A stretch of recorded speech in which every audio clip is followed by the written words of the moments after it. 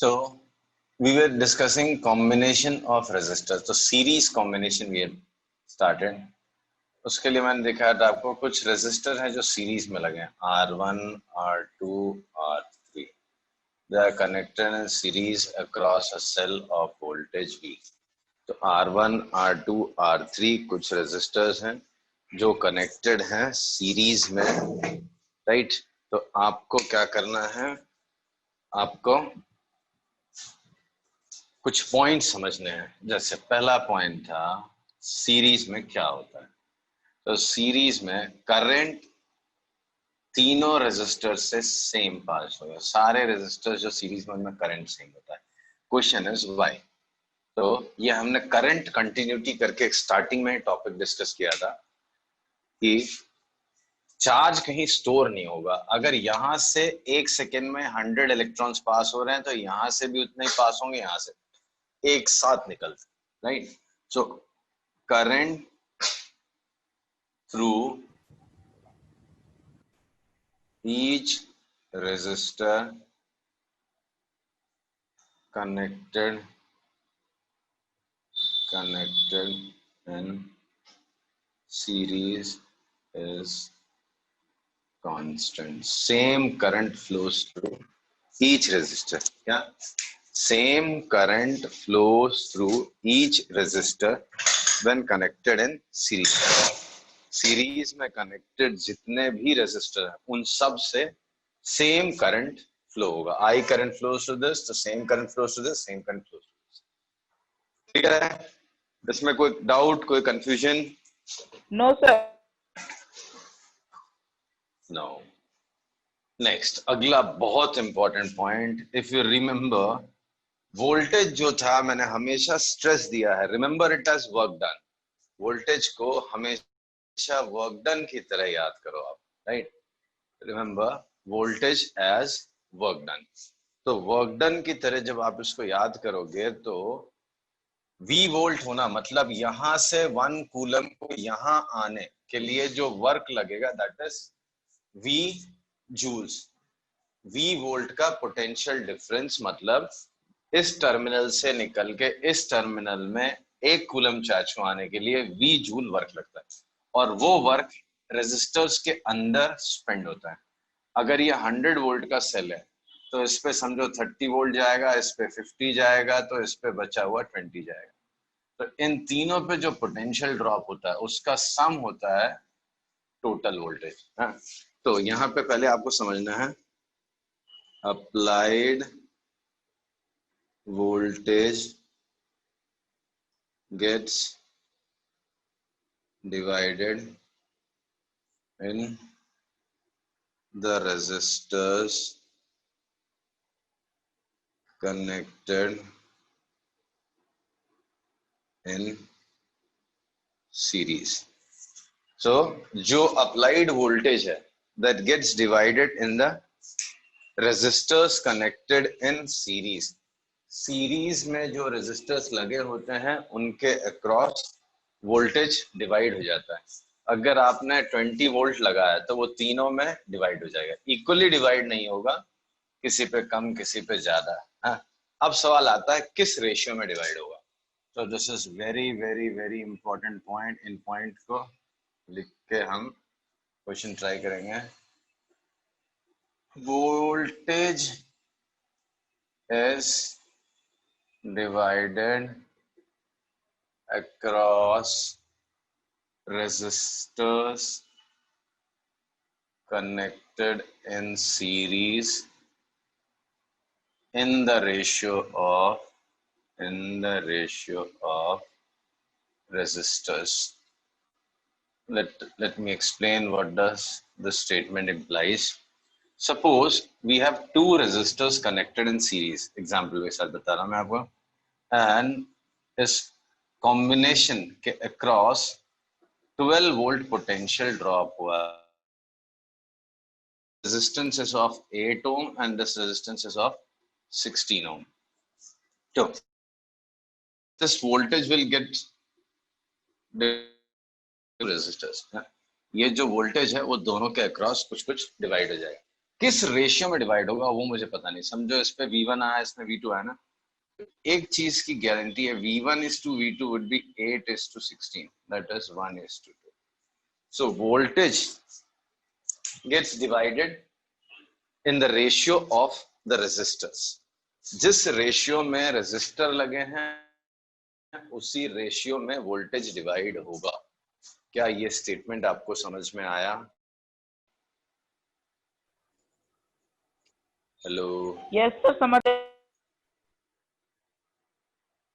Okay, सो जिस ratio में resistor हैं उसी रेशियो डिवाइड होगा। ओके, तो इसके ऊपर एक क्वेश्चन दूंगा मैं आपको करना है फटाफट।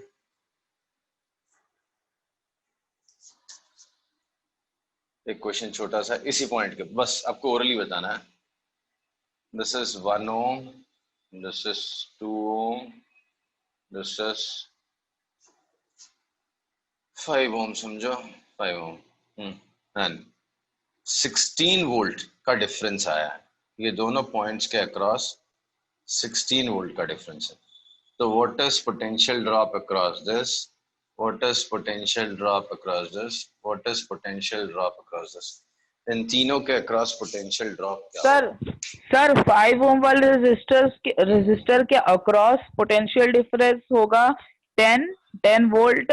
2 वोल्ट वाले रेजिस्टर के करेक्ट, 2 वोल्ट वाले रेजिस्टर के अक्रॉस 4 वोल्ट होगा, और जो 1 वाला रेजिस्टर 1 ओम का रेजिस्टर है उसके करेक्ट, अक्रॉस 2 ओम होगा।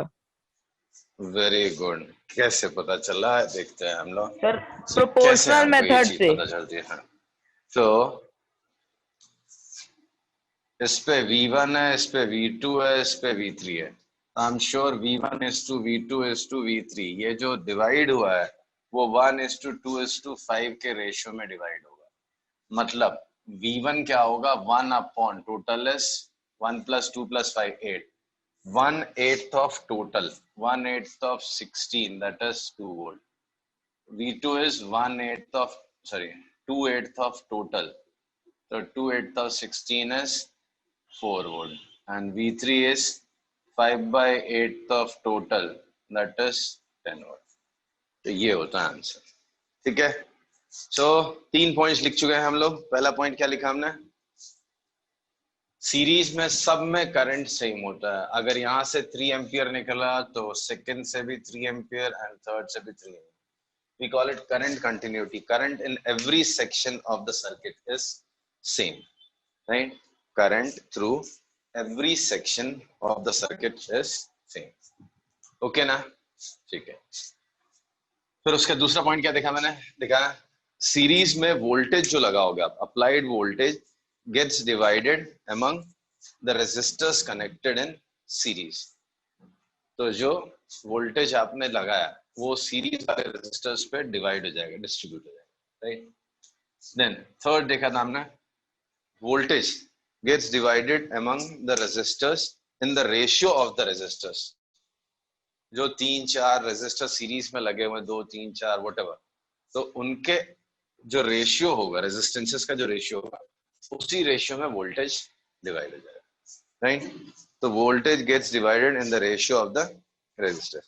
ये थर्ड पॉइंट था ना।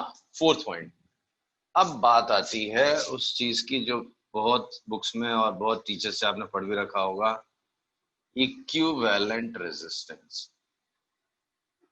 इक्विवेलेंट रेजिस्टेंस क्या मतलब है इसका?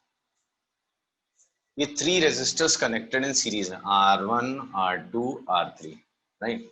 And they are connected across a cell of voltage V and they together draw a current I. तो equivalent resistance का मतलब क्या हुआ? Equivalent resistance is a single resistance। ये मतलब ही बच्चों को नहीं समझ में आता, ये मतलब जानना बहुत जरूरी है, इसको बाय हार्ट नहीं करना, अपने उसको फील करना, मतलब समझना है।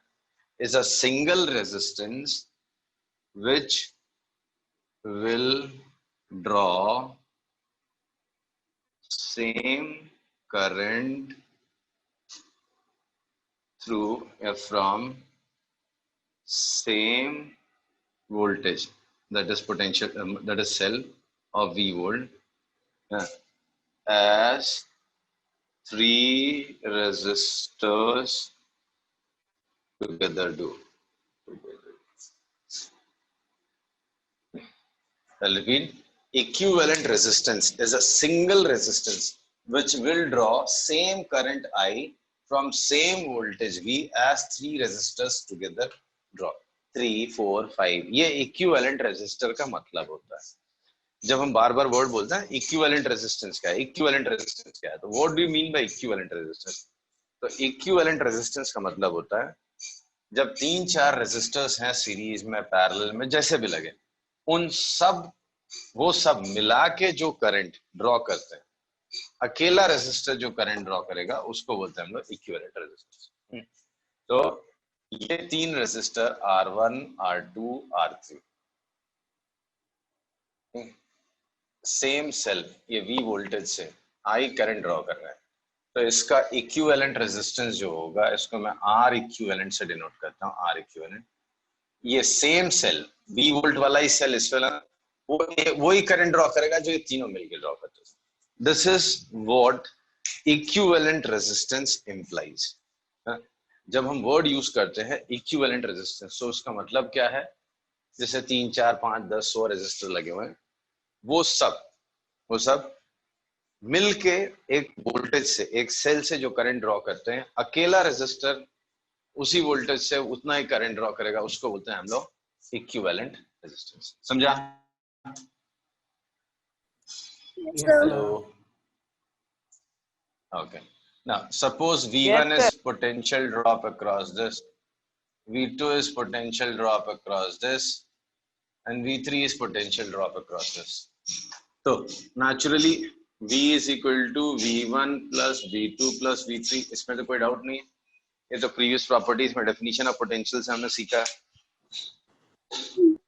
जो एनर्जी स्पेंड हुई है पहले रेजिस्टर को ओवरकम करने में, प्लस जो एनर्जी ओवर स्पेंड हुई है सेकंड में और थर्ड में, सब मिला के टोटल एनर्जी स्पेंड बाय या सप्लाइड बाय सेल हो गया. तो V is equal to V1 plus V2 plus V3. अब ओम्स लॉ के हिसाब से अगर मैं चलूं, ओम्स लॉ से अगर मैं जाऊं, तीनों में से सेम करंट I फ्लो हो रहा है, तो इस पे पोटेंशियल ड्रॉप V1 है और करंट उस पे I है, तो V1 कितना हो जाएगा? सर V हो जाएगा, सर V1 हो जाएगा V minus V2 plus V3 bracket में.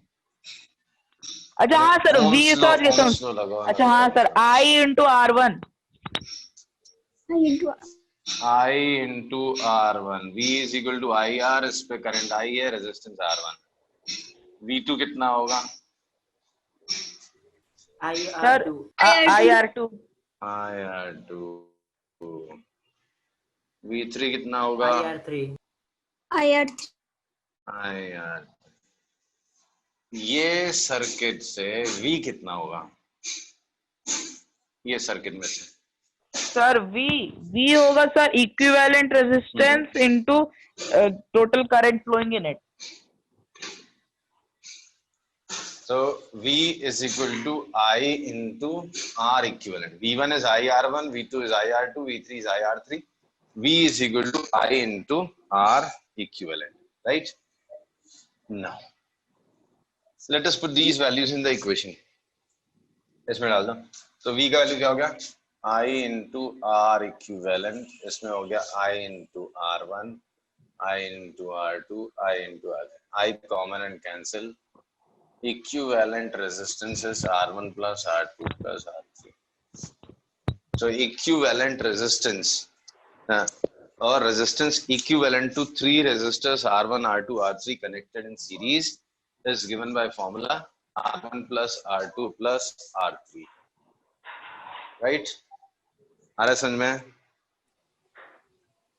Yes sir. Hello. Yes sir. Yes sir. Yes sir. So equivalent resistances were R1 plus R2 plus R3. Good. तो ये हो गया इक्विवेलेंट रेजिस्टेंस का फॉर्मूला. अब इस पे 2-4 एग्जांपल बोलता हूँ, 2-4 बहुत आसान सी बात है. Suppose there's a resistance of 30 ohm and 60 ohm. They are connected in parallel. If I ask you what is equivalent resistance, A और B के क्रॉस जो दो रेजिस्टर हैं, इनका इक्विवेलेंट रेजिस्टेंस क्या होगा? This is equivalent to 90, तो 90 ohm लगा दो, right?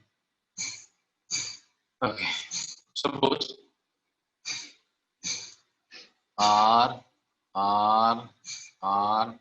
Dot dot dot R n resistors लगे, R ऐसा n रेजिस्टर्स लगे इन सीरीज, तो इक्विवेलेंट रेजिस्टेंस क्या होगा? सर जितने भी आर है सर उनका एडिशन, जितने भी आर है उनका सम। तो कितना हो गया? n रेजिस्टर है, तो यस, बेटा n रेजिस्टर है ना, तो sir R plus R2 plus R3 और फिर प्लस फिर और फिर लास्ट में प्लस n, जितने R n। मैथ्स में गड़बड़ करिए लगता है कुलदीप। क्या R plus R sir? n times कितना होगा? R प्लस R, अच्छा सर R अगर एक ही R को 5 रजिस्टर है। बार ऐड करेगा तो कितना? अच्छा तो सर R की वैल्यू R इंटू n हो जाएगा सर, बेटा जितने number of resistors into R into n, बस तो NR। सर मेरे को लग रहा था कि एक R1 है, एक R2 है, एक R3, तो ऐसे करके सर सोच रहे हो। आपने सब बोला नहीं आइडेंटिकल रेजिस्टेंस। और R लिखा है मैंने, सबकी रेजिस्टेंस वाली तो आइडेंटिकल ही हो गई ना। अच्छा चलो ठीक है, my mistake. So n identical resistors, each of resistance R is connected in series, तो equivalent resistance कितना हो जाएगा? n into R। Why? R plus R plus R plus R, how many times? n times। तो उसका equivalent resistance कितना हो गया? Equivalent resistance is a single resistor NR, right? Clear ना? Okay. Yes, sir. Next is एक कौन सा point है हमारा, जो भी है एक यहाँ पे एक स्टेटमेंट और ऐड करूंगा मैं। Equivalent resistance in series, equivalent resistance in series is, equivalent resistance in series is greater then greatest one, greater than greatest one. जो सबसे बड़ा रेजिस्टर लगा होगा उससे भी बड़ा रेजिस्टर होता है कौन सा? Equivalent resistance. तो आपने 30 और 60 लगाया तो इक्विवेलेंट रेजिस्टेंस 90 है, which is greater than the greatest.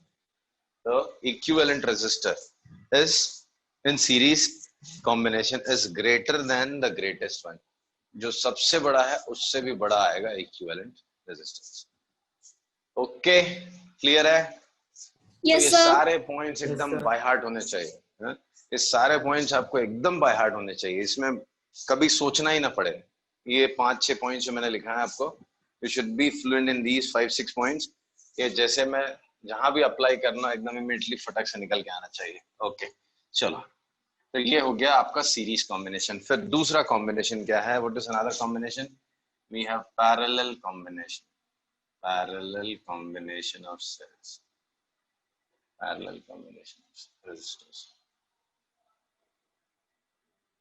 parallel combination of resistors। So parallel combination of resistor क्या होता है? इसका मतलब कुछ resistors दिए हैं हमने, आपने उनको कुछ इस तरह से कनेक्ट किया है। Let us assume there are 3 resistors, R1, R2, R3। These are 3 resistors connected in parallel। अगर आपने इनको एक सेल या वोल्टेज के अक्रॉस ऐसा कनेक्ट किया तो इसे the 3 resistors R1, R2, R3 are connected in parallel across a cell of voltage V। ठीक है, this is what I say is a parallel combination। इसको बोलते हैं parallel combination। Is this okay? समझ गए आप पैरेलल क्या है?